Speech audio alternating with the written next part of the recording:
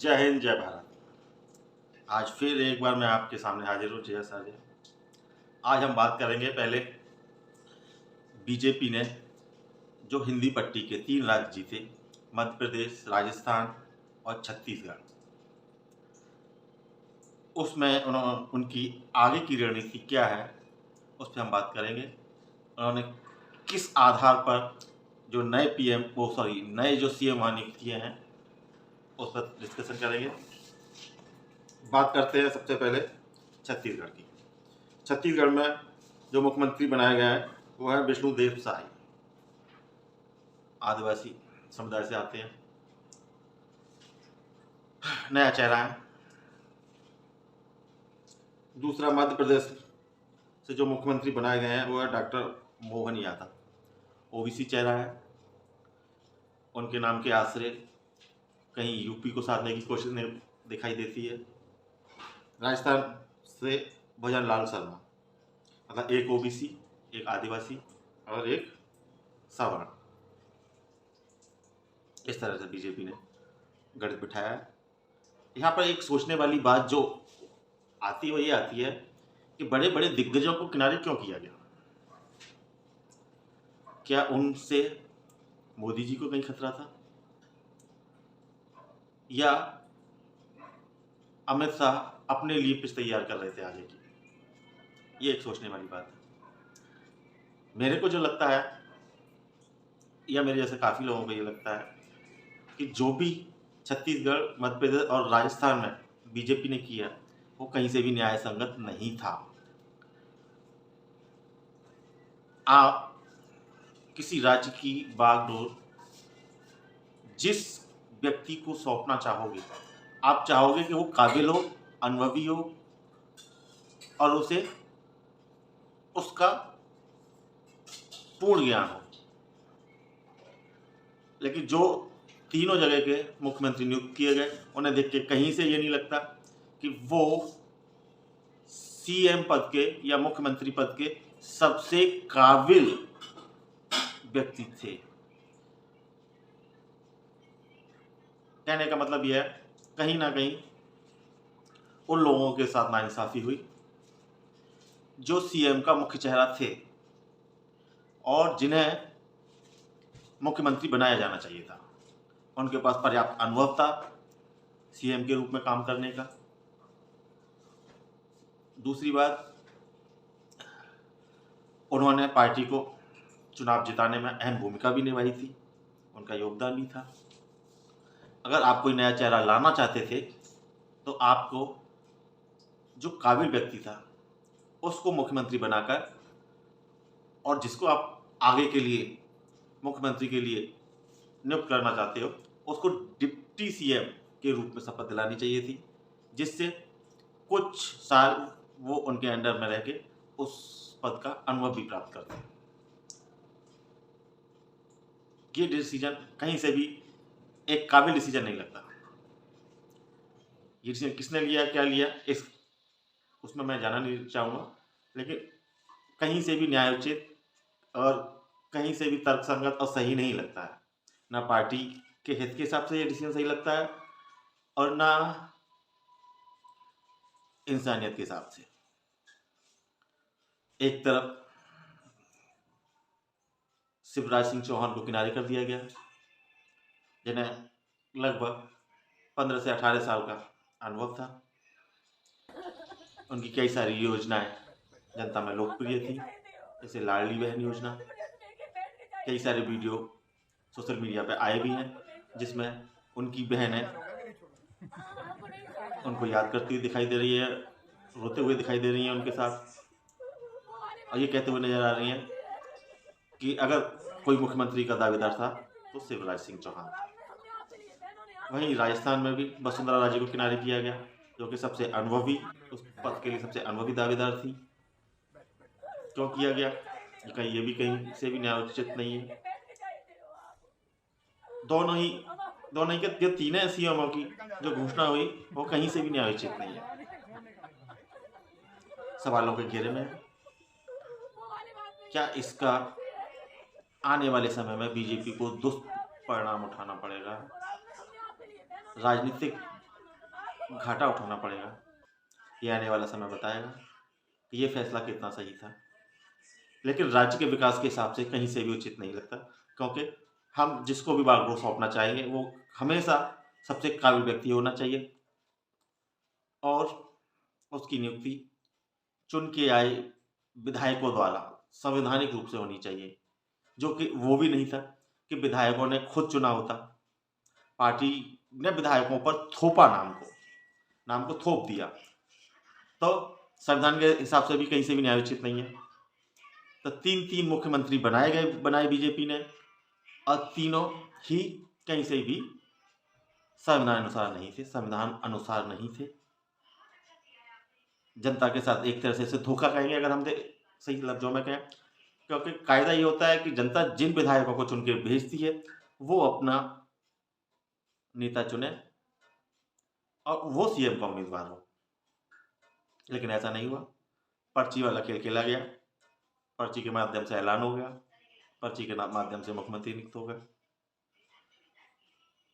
तो ये इस तरह की राजनीति, जिसे तानाशाही राजनीति कहते हैं, ये देश के भविष्य को कहां लेके जाएगी, ये एक सोचने वाली बात है। क्या ऐसे मुख्यमंत्री सत्ता को चला पाएंगे ठीक से, या दिल्ली ये चाहता है या केंद्र सरकार ये चाहती है कि राज्यों की बागडोर भी सीधे सीधे उनके हाथ में रहे? वो भी संवैधानिक नहीं है।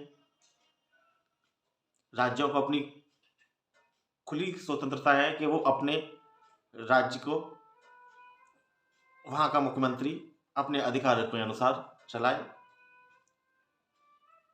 जिसे जनता ने चुन के भेजा है। तो ये जनता के साथ भी धोखा है, देखा जाए तो। ऐसा लगता है संविधान को कहीं साइड में उठा के रख दिया गया है। जो भी फैसले लिए जा रहे हैं वो संविधान के पैरेलल एक दूसरा रास्ता तैयार करते हैं। ये 2024 के लिए भी बीजेपी को बहुत भारी पड़ने वाला है।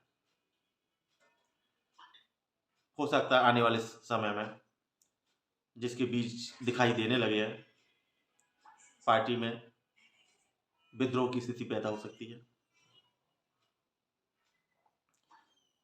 जिस तरह से ट्वीट शिवराज सिंह चौहान वसुंधरा राजे के आए सोशल मीडिया पर, उससे भी लगता है कि कहीं ना कहीं आग लगी हुई है, धुआं निकल रहा है,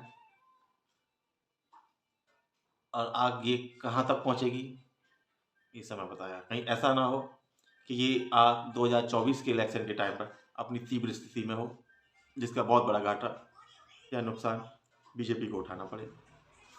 ये देखने वाली बात होगी, समय के गर्त में छुपी हुई बातें हैं, लेकिन कभी न कभी सामने जरूर आएगा।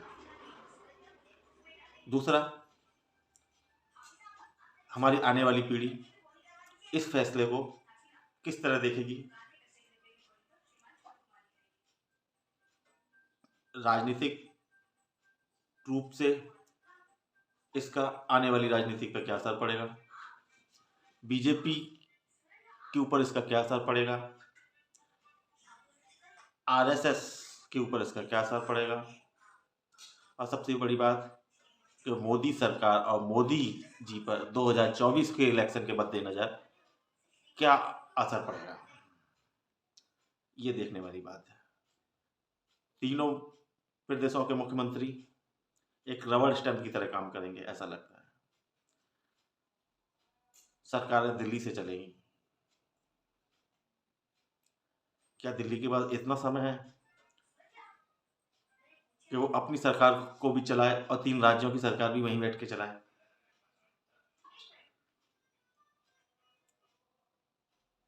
ये देखने वाली बात होगी।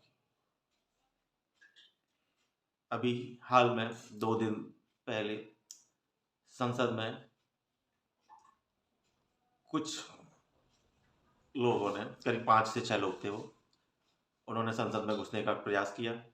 संसद में घुसे और जहां लोकसभा की कार्रवाई चल रही थी वहां कूदे 2 लोग, उन बेंचों पर भागे और एक धुएं का बम टाइप का उन्होंने वहां पर छोड़ा जिससे किसी को जान मान का कोई नुकसान नहीं हुआ। वो लोग नारे लगा रहे थे भारत माता जिंदाबाद के, और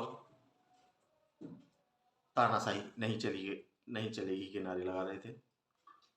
उनमें एक महिला भी थी जिसके पास काफ़ी सारी डिग्रियां थी, मतलब काफ़ी पढ़ी लिखी महिला थी।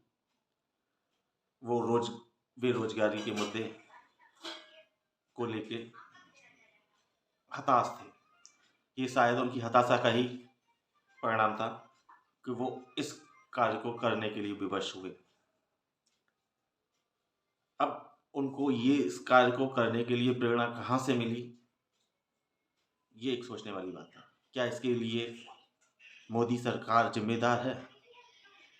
बहुत सारे लोगों ने पिछले 8 से 9 सालों में रोजगार की उम्मीद छोड़ दी। जो सरकारी नौकरियों की तैयारी कर रहे थे, ओवर एज होने वाले थे, परिवार की जिम्मेदारियों से बंधे थे, उन्होंने आखिरकार उम्मीद छोड़ दी।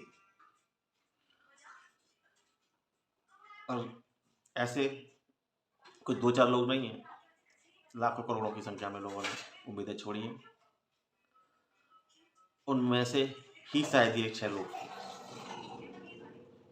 जो अपना गुस्सा निकालना चाहते थे, या उनका गुस्सा वहाँ पर निकला उस रूप में, और उन्हें आतंकवाद से रिलेटेड किसी कानून के तहत गिरफ्तार कर लिया गया, जो कि शायद उनके साथ बेइंसाफी है। कम से कम आतंकवाद वाला लॉ नहीं लगाना चाहिए था।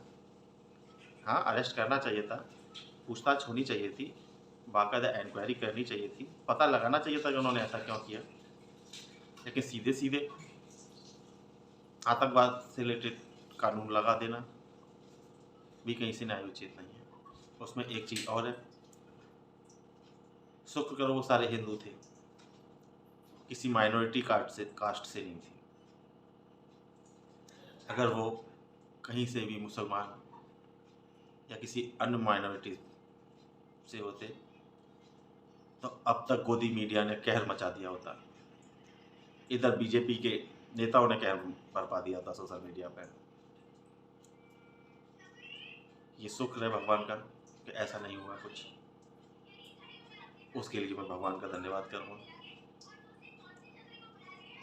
आपकी क्या राय है इस विषय में, वो भी जानना चाहूँगा।